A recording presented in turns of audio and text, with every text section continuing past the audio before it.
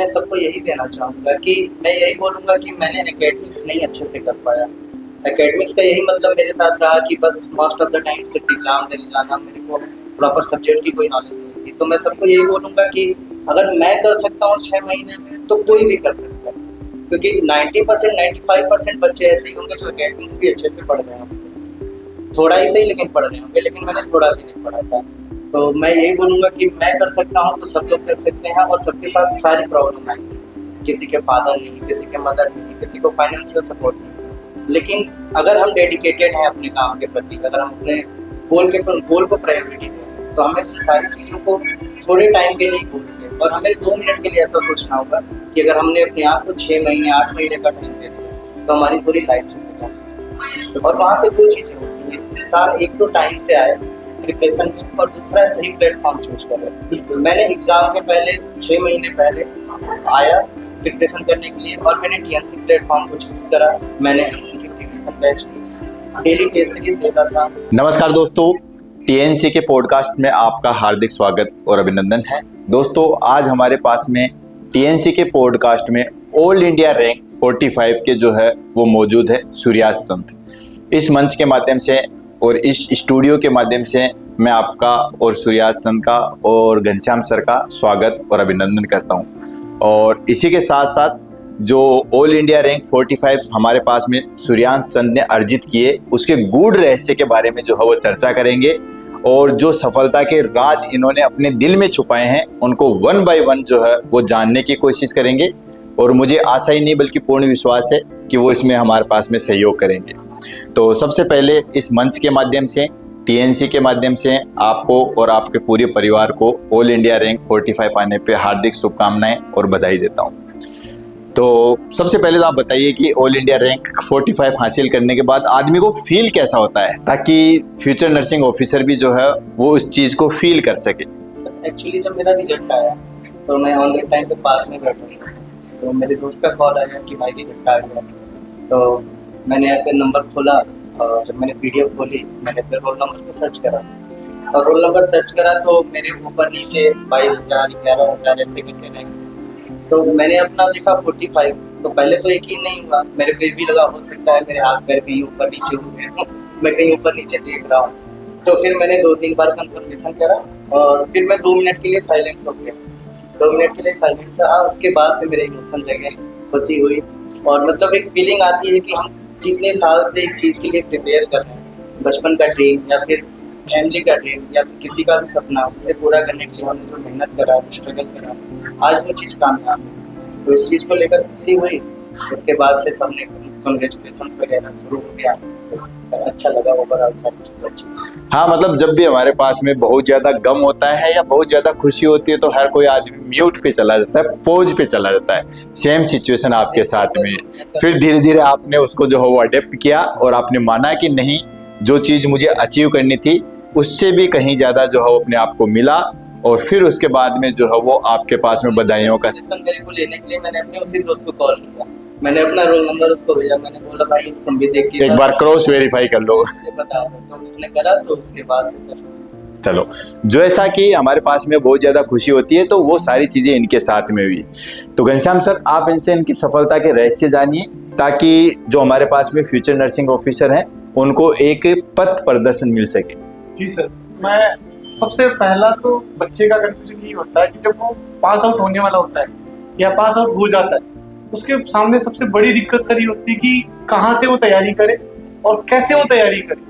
तो उस कंफ्यूजन के लिए तुमने कैसे उससे डील करा, और आने वाले जो नेक्स्ट नोट सेट के बच्चे उनको तुम क्या सजेशन देना चाहोगे कि हाँ वो कैसे प्रिपेयर करे, जिससे जो दिक्कतें तुमने फेस करी वो शायद उनके लिए थोड़ा इजी टू वे हो जाए। सर एक्चुअली जब हम लास्ट ईयर में चले गए, 4th ईयर में मैं चला गया, तब तो मुझे नॉर्सेट के बारे में भी पता नहीं कि एक एग्ज़ाम भी कुछ होता है ऐसा। मेरे को लास्ट में जब 6 मंथ की इंटर्नशिप होती है, तो उस इंटर्नशिप के टाइम पे पता चला कि एग्ज़ाम है, नॉर्सेट का एग्ज़ाम होता है, इससे गवर्नमेंट अपॉर्चुनिटीज़ मिलती हैं, अच्छी जॉब, अच्छा रेपुटेशन है, अच्छी सैलरी है, सब कुछ अच्छा है।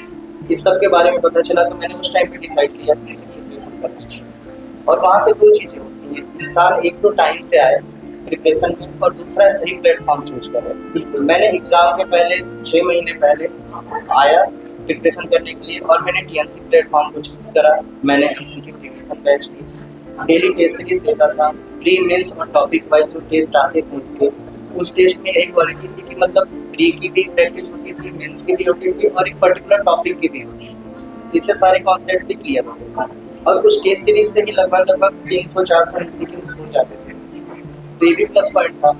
तो मैंने वैसे करना शुरू किया, और मेरा ये था कि मैं तीनों टेस्ट डेली अटेम्प्ट करता था, मैं कोई भी टेस्ट स्किप नहीं करता था, और टेस्ट देने के बाद एनालाइज करता था कि मैंने कहाँ पे गलतियाँ करी, और जो मैंने गलती आज करी उसे मैं दोबारा ना करूँ, बस ये सोच के। और जो भी बच्चे मतलब अभी एकेडमिक्स में हैं, कॉलेज में हैं, अगर एज सून एज जैसे ही उनको पता चलता है एग्ज़ाम के बारे में, अब तो खैर बहुत ही ज़्यादा पॉपुलरिटी हो गई एग्ज़ाम्स की, तो सबको पता चल जाता है एकेडमिक्स में, तो उन्हें उसी टाइम से एक सही प्लेटफॉर्म पे सेल्फ स्टडी से भी कर सकते हैं, लेकिन एक सही प्लेटफॉर्म, सबसे अच्छी बात है प्लेटफॉर्म चूज करना। गलत प्लेटफॉर्म पे 10 साल रहने से भी सिलेक्शन नहीं होते, और सही प्लेटफॉर्म पे 6 महीने में सिलेक्शन हो जाएगी। तो सही प्लेटफॉर्म चूज करना और वहाँ से प्रॉपर गाइडेंस के थ्रू मेहनत करना, सक्सेस। मतलब कुल मिला के हम ये कह सकते हैं कि आपने दो चीज़ों में सबसे ज़्यादा जो है वो कंसंट्रेशन बताई है कि एक तो सही मार्गदर्शन, वो सबसे पहला ज़रूरी होते हैं, और दूसरी जो आपने चीज़ बताई है कि प्लेटफॉर्म सही होना चाहिए। बिल्कुल सही बात है, अगर हम गलत प्लेटफॉर्म पे रहेंगे तो गलत ट्रेन आएगी और फिर हम जाएंगे भी गलत जगह पे। तो बिल्कुल प्लेटफॉर्म जो है वो सबसे अहम रोल निभाता है, और चूँकि आपने प्लेटफॉर्म चूज किया और आपने सफलता भी अर्जित की, मैं जस्ट इसके पीछे जानने का इच्छुक हूँ कि ये प्लेटफॉर्म आपको मिला कैसे, किसने आपको सजेस्ट किया, या आपने इस प्लेटफॉर्म को कैसे खोजा और कैसे लगा कि यार ये जो है प्लेटफॉर्म टीएनसी वाला वो सबसे अच्छा है। सर जैसे आजकल सोशल मीडिया का टोटल इन्फ्लुएंस है हर जगह, तो मेरे को भी जैसे इस एग्जाम के बारे में सोशल मीडिया से ही पता चला, और जब मैं इस एग्जाम के प्रिपरेशन के बारे में सर्च करा, चाहे मैंने गूगल पे सर्च करा या फिर यूट्यूब पे सर्च करा, तो जो टॉप मोस्ट यूट्यूब भी सजेस्ट कर रहा है, जो टॉप मोस्ट गूगल भी सजेस्ट कर रहा है, मैंने उस प्लेटफॉर्म को चूज़ करा। और ऐसे ही नहीं, मैंने क्लासेस भी देखे, मैंने पहले डेमो क्लासेस भी देखे, मैंने डेमो टेस्ट भी दिए, फ्री टेस्ट जो होते हैं वो भी मैंने दिए, तो मेरे को अच्छा लगा। और मैंने सारे टीचर्स के पढ़ाने का तरीका और उनको अपने स्टूडेंट को पर्सनल 1-to-1 गाइडेंस देना, ये सारी चीज़ें अच्छी लगी। कि मतलब जब किसी भी इंस्टीट्यूट के हम ऑनर को फ़ोन करके पूछ रहा, सर हमारे सस्पेक्टेड है, फ़ोन करके बात कर सकते हैं कि सर हमें कैसा करना है, कैसा नहीं करना है, तो वो मेरे को बेस्ट लगा, उससे बेस्ट कुछ नहीं हो सकता था। तो वो चीज़ करा, और वहाँ से मुझे टीएनसी का पता चला यूट्यूब से, और यूट्यूब की क्लासेस देखना शुरू की। मैंने कपिल सर की विक्ट्री सीरीज शुरू की देखना, आपकी सुबह 7 बजे वाली क्लास में देखना शुरू की। तो सारी चीज़ देखते देखते मैंने फिर, जब मेरा प्रिपरेशन 4 महीना रह गया था एग्जाम, मैंने सिक्योरिटी की बैच लिया, और वहाँ पे आप ही लोग सब कुछ पढ़ाने वाले, सर निगलो पढ़ाते थे, सारी चीज़ें सब क्लियर हुई। बेसिक मैंने पढ़ा था, और जो एडवांस था वो मैंने टीएनसी से पढ़ा। ये सीरीज मैं करता गया, और एग्जाम में दे रहा था, तो मैं जब मेंस का एग्जाम देकर निकला तो मुझे पता चल गया था कि मेरा 125 प्लस जाना है। तो मेरा नंबर भी वही आया था, 130.9 मार्क्स आया था। मैंने 138 क्वेश्चन ही अटेम्प्ट किए थे एग्जाम में, और मेरे 132 सही थे, मेरे 66 क्वेश्चन थे। क्या बात है, क्या बात है।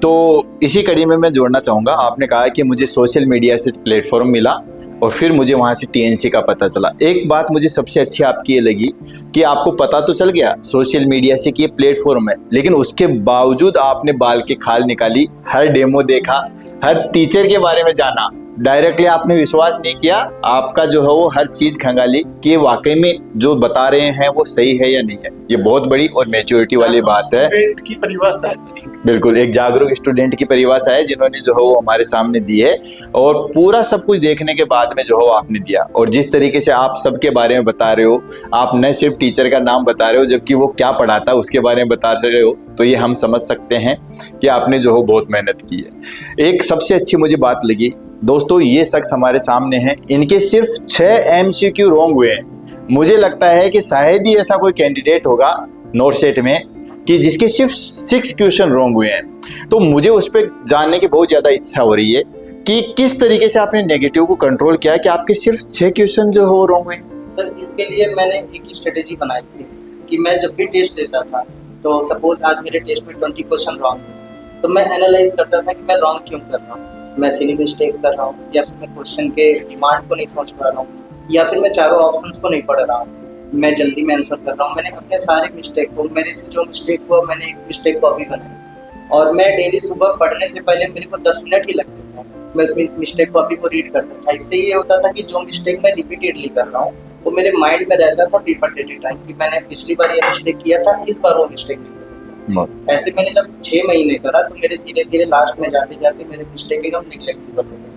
और जब मैंने टीएनसी टेस्ट सीरीज देना शुरू किया था तो ऑलरेडी ये हाई डिमांडिंग टेस्ट सीरीज है, तो यहाँ पे बच्चे भी जाते हैं, तो यहाँ पे टेस्ट रैंक का एनालिसिस बहुत अच्छा होता है। तो 30-35 हज़ार बच्चों में मेरी रैंक सर वही 27,000-25,000 पहले दिन पे आई। और जब एग्जाम को 10 दिन 15 दिन रह गए, 1 महीने रह गए, उसी टेस्ट सीरीज में मेरी रैंक 1 भी कई बार आई।